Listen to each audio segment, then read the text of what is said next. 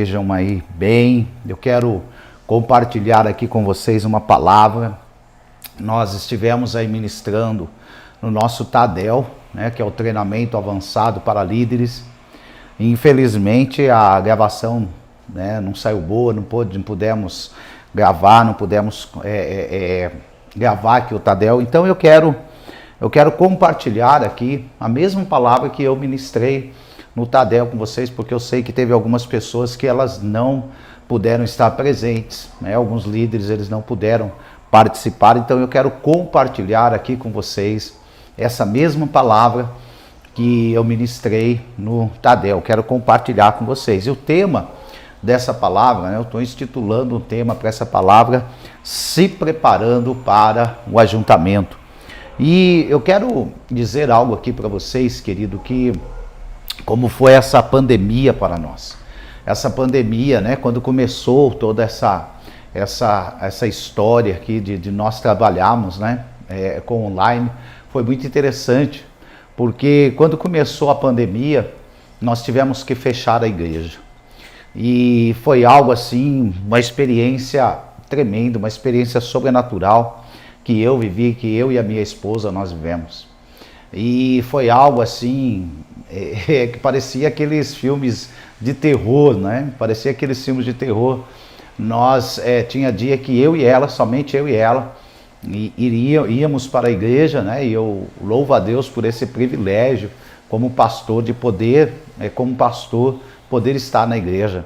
E esse é algo realmente fantástico, isso é algo realmente fantástico, você poder entrar na igreja a hora que você quiser, porque esse é um sonho, é um desejo que eu sempre tive, né? Sempre tive, de poder entrar, sair da igreja a hora que eu quisesse. Então, como pastor, a gente tem esse privilégio. E na pandemia nós pudemos viver isso na prática, nós pudemos viver isso na íntegra, porque todos estavam afastados da igreja, literalmente. As pessoas estavam afastadas da igreja, as pessoas elas estavam longe, não podiam sair das suas casas, estavam confinadas nas suas casas. E nós, eu e a minha esposa e mais alguns irmãos, nós pudemos entrar na igreja, nós poderíamos fazer o culto. E aí nós começamos a fazer o culto online. E foi algo muito interessante, porque eu não tinha experiência com gravação de vídeos, eu não tinha experiência com transmissão online, com streaming, eu não conhecia nada disso. E ali nós começamos a trabalhar, nós começamos a fazer um negócio bem amador mesmo, bem, sabe, caseiro, assim, vamos se dizer, caseiro. E com o celular, aprendendo a mexer ali com o celular, aprendendo a gravar vídeos. E eu lá atrás, na minha adolescência, eu estudei um pouco de eletrônica, então tenho um bom conhecimento de eletrônica. E ali eu tive que, né, não tinha equipamento. Eu pegava ali alguns fios, né, devido a esse conhecimento, soldava ali, eu tinha um soldador, soldava, e foi fazendo, aí foi, né, a primeira gravação nossa, se você pode olhar no nosso canal, você vai ver que é bem amador mesmo. Eu gravei o som ali ambiente, nós não tínhamos microfone ali direito para gravar. Então foi algo assim muito caseiro mesmo. Só que eu fui aprendendo, nós fomos caminhando no meio dessa pandemia toda, nós fomos caminhando. E aí o canal da igreja ele foi crescendo. O canal da igreja foi crescendo, nós fomos adquirindo conhecimento, o Senhor foi nos dando ferramentas, foi conhecendo ferramentas para poder trabalhar com essa novidade, vamos se dizer assim, que era o canal da igreja, que era o canal do YouTube. E foi interessante que nesse meio tempo o canal ele foi crescendo, e hoje nós já estamos com mais de 1000 inscritos no canal. Quero agradecer a você que faz parte disso. Eu sei que tem muitas pessoas que eu nem conheço, nem imagino quem são, mas eu quero agradecer você por isso, né? Por você fazer parte desse trabalho, apoiar esse trabalho, né? Você apoia esse trabalho, você tem apoiado esse trabalho, então eu quero agradecer. E o que aconteceu nesse meio tempo foi que nós aprendemos o valor da perseverança. Como é importante nós perseverarmos. E no meio desse caminho, quantas igrejas elas não continuaram, não deram continuidade a esse trabalho. E hoje nós vemos igrejas aí com 100, 200, 300 inscritos, algumas um pouco mais, mas uma boa parte delas desistiram desse trabalho. E eu glorifico a Deus, eu louvo a Deus, porque o Senhor nos deu graça e nós não desistimos, nós continuamos e nós batalhamos. E hoje não somente isso, não só pelo canal da igreja, mas muito mais do que o canal da igreja, hoje nós temos vivido realmente algo sobrenatural. E nesse meio tempo, no tempo da pandemia, antes da pandemia nós tínhamos 3 cultos, nos nossos cultos de celebração domingo eram 3 cultos, e com a pandemia, quando nós voltamos da pandemia, nós inauguramos o 4º culto, e o Senhor foi nos dando graça. Mas o mais interessante de tudo isso foi que a igreja, ela se manteve viva. A igreja, ela não morreu, a igreja não se dispersou, ela se manteve viva. Então os cultos online foram algo realmente, uma experiência sobrenatural para nós aprendemos muito. É claro que não tem a qualidade, né, de muitas igrejas por aí, das megas igrejas, mas, querido, foi algo sobrenatural, foi uma experiência fantástica. Nós aprendemos a manter, né, o foco, nós aprendemos, meio diante de tanta morte, de tanta destruição, nós conseguimos manter o foco. E o Senhor foi trabalhando, o Senhor foi nos dando graça, o Senhor foi nos fortalecendo. E hoje nós estamos num outro ambiente, o Senhor nos deu graça, nós pudemos nesse meio tempo, no final do ano passado, nós adquirimos uma propriedade, que hoje é a igreja, que é a comunidade Holy Fire, ela está num outro prédio. Por quê? Porque o Senhor, Ele nos deu graça, o Senhor, Ele nos fortaleceu nesse meio. E na passagem de ano, como todo ano o Senhor tem nos dado, o Senhor nos deu uma palavra de mudança, uma palavra de transformação, de que esse ano, o ano de 2023, seria o ano do ajuntamento. E nós vivemos isso. Então, não tem como nós vivemos esse ano do ajuntamento se nós não prepararmos para viver essa promessa, se nós não nos prepararmos para viver essa promessa. Porque toda promessa, ela precisa de uma preparação. Nós não vivemos uma promessa simplesmente porque aquilo ali foi lançado sobre as nossas vidas. Glória a Deus, sem dúvida nenhuma. O fato de ter sido lançado é fundamental. E quando nós olhamos para a palavra de Deus, nós vemos isso. Nós vemos que a palavra, quando ela é liberada, ela tem o poder de acontecer, mas a promessa de crescimento que o Senhor liberou, ela não irá acontecer nas nossas vidas, a não ser que nós façamos alguma coisa, porque se nós ficarmos de braços cruzados, e como foi nessa época da pandemia, nós não ficamos de braços cruzados.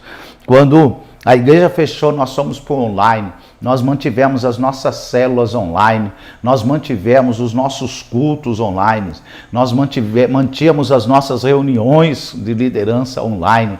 Foi algo assim fantástico, algo sobrenatural. E o Senhor, Ele foi dando graça. Então, a promessa que o Senhor liberou para as nossas vidas, ela irá acontecer. A promessa de ajuntamento, a promessa de crescimento. O Senhor nos deu uma palavra o ano passado que aquele ano, o ano de 2022, era o ano do avanço. E foi algo muito interessante porque nós falávamos assim, como é que nós vamos avançar? No meio de uma pandemia dessa, vamos avançar para onde? Mas nós continuamos. E o Senhor foi abrindo portas, o Senhor foi dando a direção. Então, toda promessa, ela não se torna real nas nossas vidas se nós não lutarmos por ela. E nós precisamos aprender a lutar pelas promessas do Senhor. Por quê? Olha só o que está escrito em Mateus, capítulo de número 11, versículo de número 12. Desde os dias de João Batista até agora, o reino dos céus ele é tomado à força, e os que usam de violência se apoderam dele. Muitas pessoas, elas desconhecem o rigor de uma batalha espiritual. Toda promessa, querido, ela não é simplesmente vem sobre a tua vida só porque houve uma liberação. Não. É necessário uma cooperação, é necessário uma batalha, é necessário uma luta, é necessário nós perseverarmos, é necessário nós continuarmos, é necessário nós nos esforçarmos para que essa promessa ela se cumpra na nossa vida.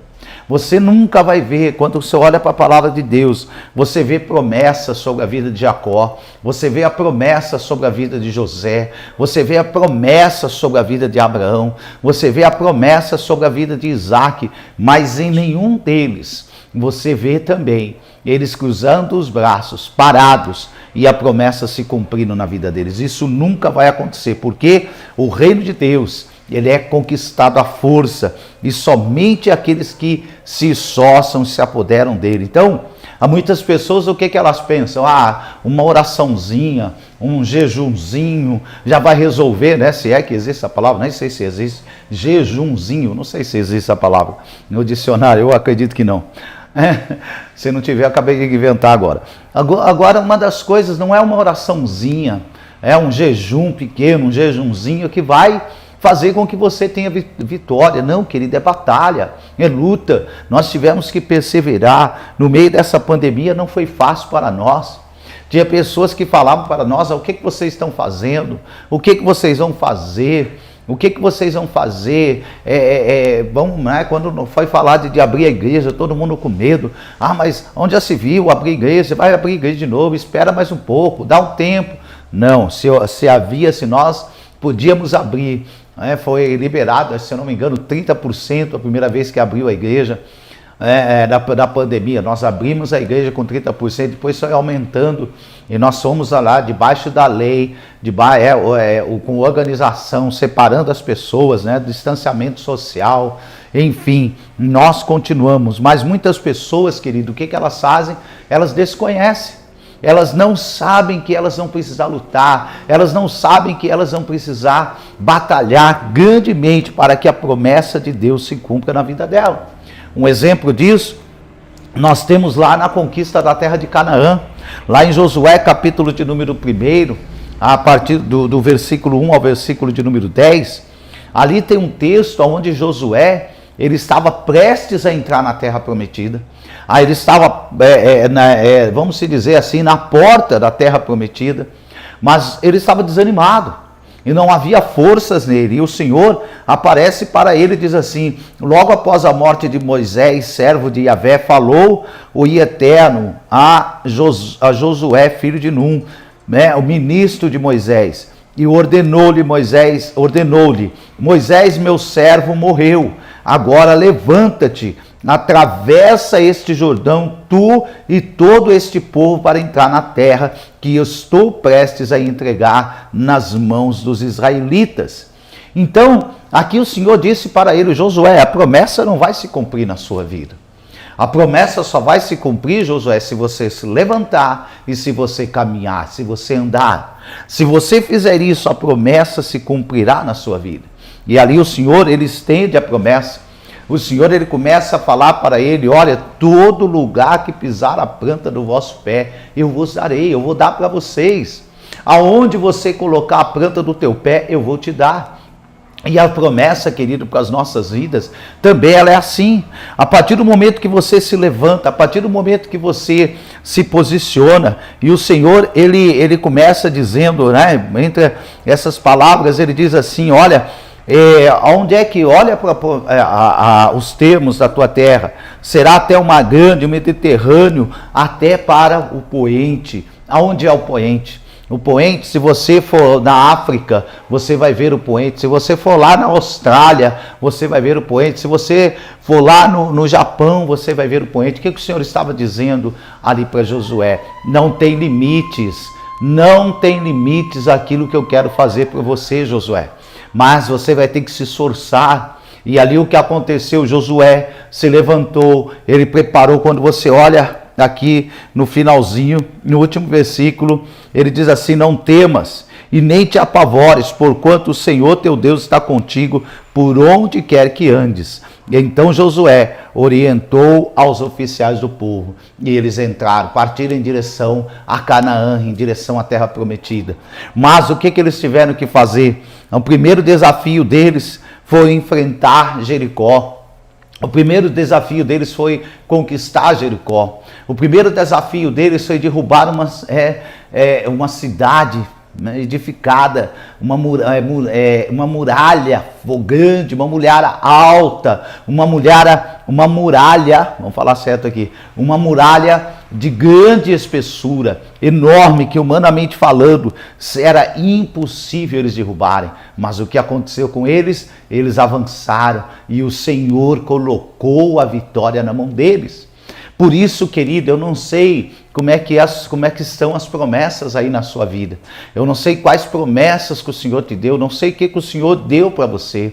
Eu não sei o que o Senhor ele prometeu para você. Eu não sei o que o Senhor ele prometeu para a sua vida, para a sua casa, para a sua família. Eu não sei, mas você precisa se levantar. Você como líder, você líder de célula, nós estamos vivendo essa palavra do ano 2023, que é o ano do ajuntamento, nós não vamos viver ela, nós já estamos vivendo. Nós aqui, cada dia, quando você olha para os nossos cultos, cada dia no nosso culto de celebração, todo domingo tem gente nova, todo domingo tem pessoas novas, pessoas se achegando, nós já estamos vivendo, muitas células estão cheias, muitas células você vê lá 10, 12, 15, até 20 pessoas numa célula, e nós olhamos para tudo isso, falamos, o que está acontecendo? É o ano do ajuntamento. Mas nós precisamos nos preparar, você precisa se preparar para isso. Você precisa se preparar para que esta palavra se cumpra na sua vida.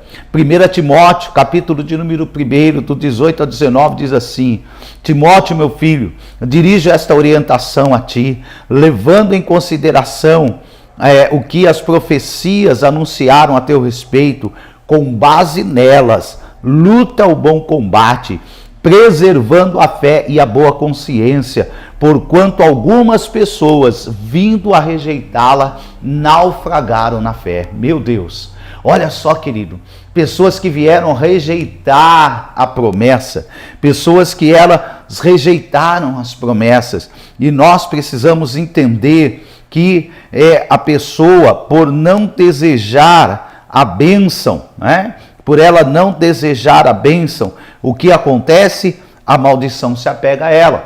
Olha só o que está escrito em Salmos. Olha só o que está escrito aqui no livro de Salmos. A palavra do Senhor, ela diz assim, Salmo 20...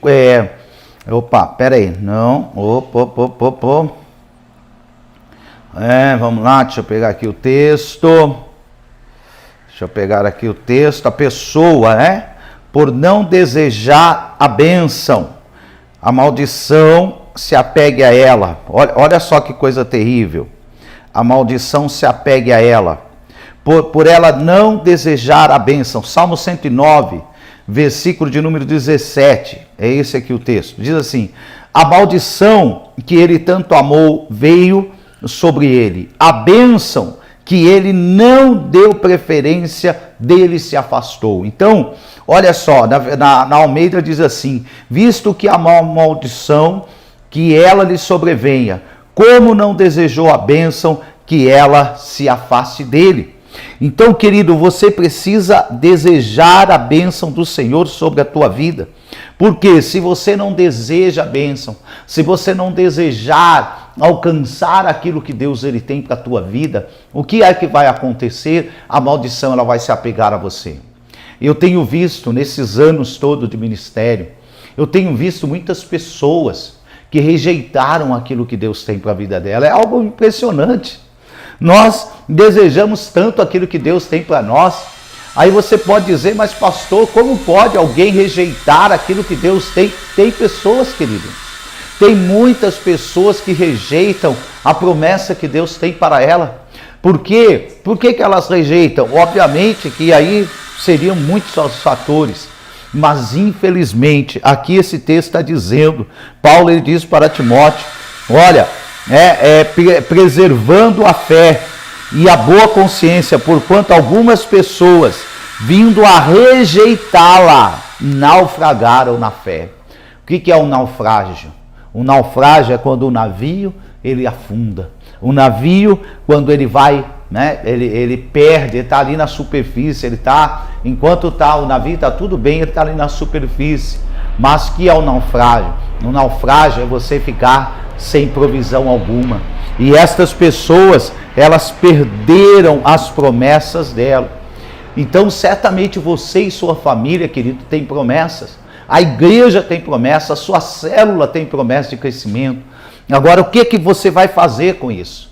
Você precisa lutar. Você precisa batalhar, você precisa desejar a bênção, deseje. Qual é a promessa que Deus tem para a tua vida? Pastor, Deus tem uma promessa de crescimento para mim. Deus tem promessa de crescimento para a igreja. Deus tem promessa de crescimento para a célula. Senhor, o Senhor, Ele vai ajudar, Ele vai te dar força. O Senhor, Ele falou com você, Ele deve ter falado com você. Promessa acerca do crescimento da tua família, da tua casa. Aonde você colocar a planta do teu pé, o Senhor, Ele promete dar para você. Mas para isso, meu querido, você precisa lutar por elas. Para isso você precisa batalhar com oração, com jejum. E eu quero usar aqui o exemplo de uma mulher chamada Esther. E lá, quando nós olhamos lá em Esther, eu não vou ler todo aqui o texto, mas depois você pode pegar o livro de Esther, é um livro curto, mas um livro que tem uma história, um ensinamento muito bom para nós. E você vai ver que a Esther, ela foi colocada, ela era uma rainha, ela era uma escrava na Pérsia, e ela se tornou uma rainha. E ali de escrava, ela foi colocada na mais alta posição que uma mulher podia ocupar, ali ao lado do rei Assuero. E é interessante, querido, que da mesma forma que muitas vezes acontece conosco, a maioria das vezes o Senhor está nos abençoando, o Senhor está fazendo com que a bênção ela venha sobre nós, mas ali o que acontece conosco? O que acontece muitas vezes? O inimigo ele se levanta, e foi exatamente no caso aqui, aonde na história de Esther, se levantou ali Amã, um enviado de Satanás, um enviado do inferno para destruir o povo de Deus. E quantas vezes nós temos visto isso? Pessoas se levantando para destruir os nossos sonhos, pessoas se levantando para destruir a promessa de Deus sobre a nossa vida. Deus tem promessa para você, Deus tem promessa para a tua casa. E ali Amã, e com ódio ali dos israelitas, porque os israelitas adoravam a Deus, os israelitas não se prostravam diante dele, e ele ali com ódio dos israelitas, o que é que ele faz? Ele intenta matar, acabar com tudo, e ele faz um plano, ele monta um plano para matar todos. E ali, no meio daquela história toda, havia um homem chamado Mardoqueu. Mardoqueu, ele era parente ali da rainha Esther. E no capítulo de número 4, no versículo de número 11, nós vemos aqui ele dando um recado, para Esther. Diz assim: todos os oficiais do rei e o povo das províncias do império sabem que existe somente uma lei para qualquer homem ou mulher que se aproxime do rei no pátio interno, sem que seja convocado diretamente por ele. Tal pessoa será morta, a não ser que o próprio rei estenda seu cetro de ouro para que a pessoa, mediante esse sinal, lhe salve a vida. Eu não sou chamada à presença do rei há mais de 30 dias. Então, o que acontecia aqui? Mardoqueu, ele falou para Esther o que estava prestes a acontecer. E a resposta dele foi: Esther, você precisa interceder pelo povo. Você precisa chegar diante do rei e falar para o rei o que é que está acontecendo. E Esther ali, e ela manda esse recado, ela falou: eu não posso, eu não tenho condições, já faz 30 dias, se eu entrar lá, não importa se eu seja a rainha, quem eu seja, se eu entrar lá sem ser chamada, o rei pode me matar, eu posso morrer, eu posso perder a minha vida. E o rei não me chama há mais de 30 dias. Mas no versículo de número 12, Mardoqueu, ele argumenta com Esther e diz assim: quando Mardoqueu recebeu essa resposta de Esther, imediatamente ele mandou adverti-la. Preste atenção nisso. Não imagines que somente por estares vivendo no palácio do rei, serás a única a escapar da matança dos judeus. Porquanto, se calares neste momento crucial, certamente socorro e salvação surgirão de outra parte para os judeus, mas tu e a casa do teu pai e teus familiares, todos sereis aniquilados. Quem sabe se não foi para esse dia que foste nomeada rainha da Pérsia? E ali Esther, o que ela faz? Ela manda uma resposta. no versículo de número 15, ele diz, a Esther, ela manda uma resposta, mas antes deixa eu comentar isso daqui. Olha só, ela se recusa. Ela se levanta, ela se recusa, mas aqui o que acontece com ela? Ela começa a contar, né, e a falar ali nos problemas, mas Mardoqueu começa a adverti-la. Mardoqueu, ele começa a advertir Esther. Ele se chega ali e ele diz assim: não te imagines que somente por estares vivendo no palácio do rei serás a única a escapar. E aqui o que acontece com Esther? Aqui Mardoqueu dá um recado para ela e diz assim: olha, não pense que você vai se livrar.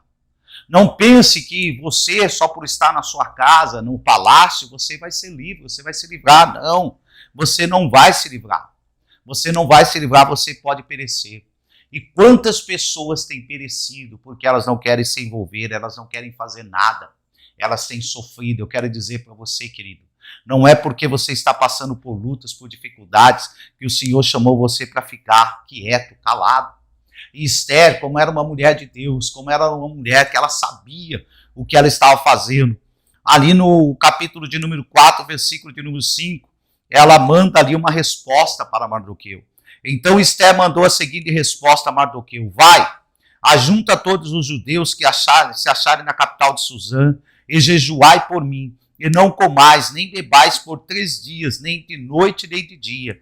E eu e as minhas servas também jejuaremos. Depois irei ter com o rei, ainda que esse seja um gesto considerado rebelde contra a lei.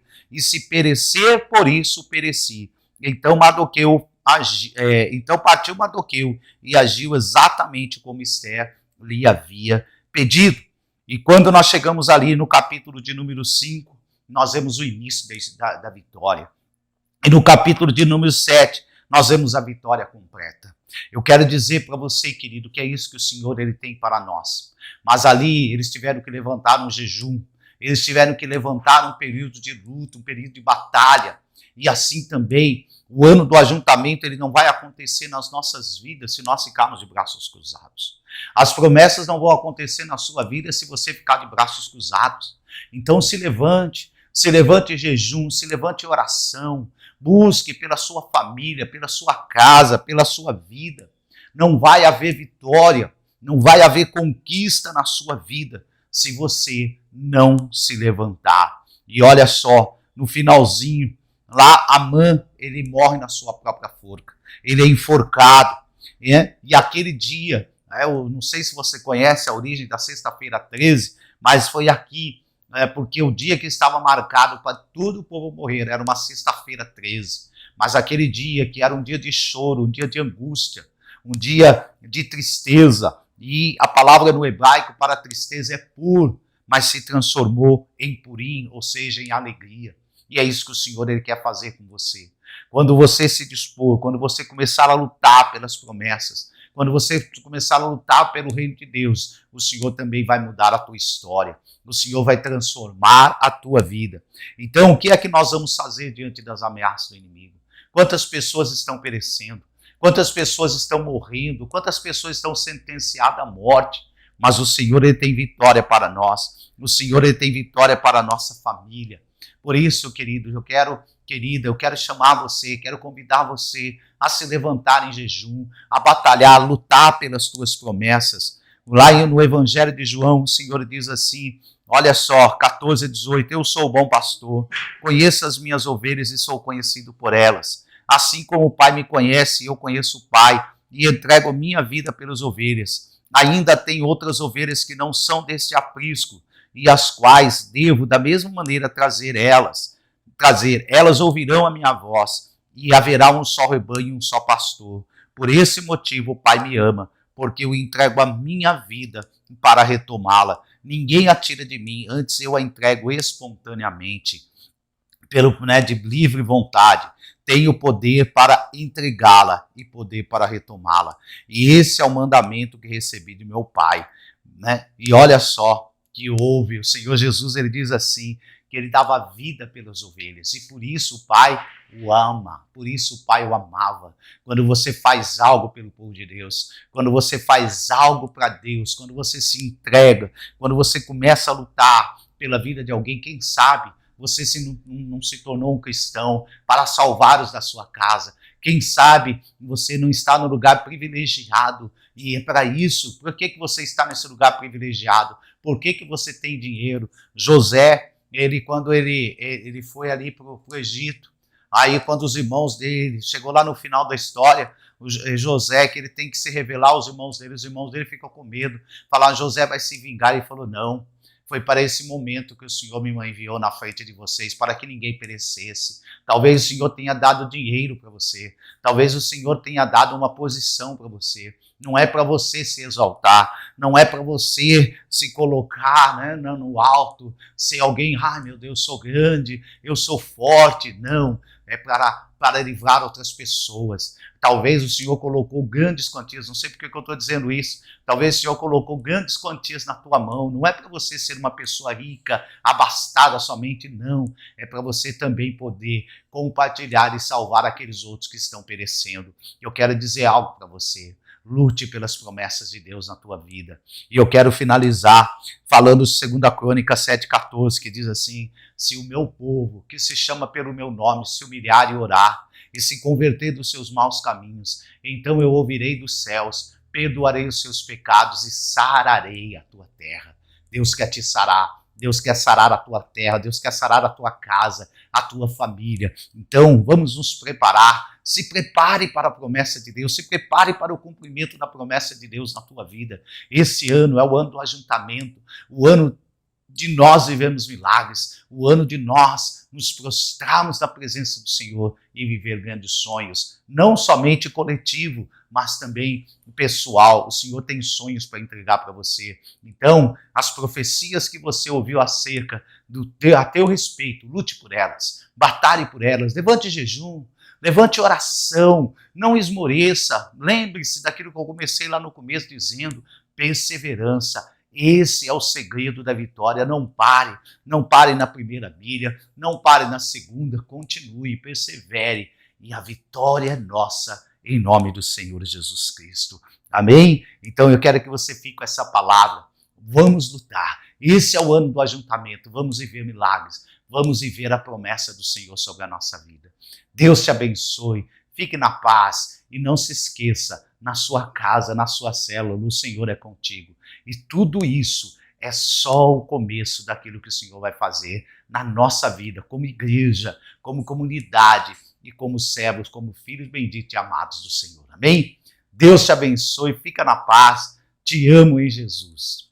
Deus te abençoe.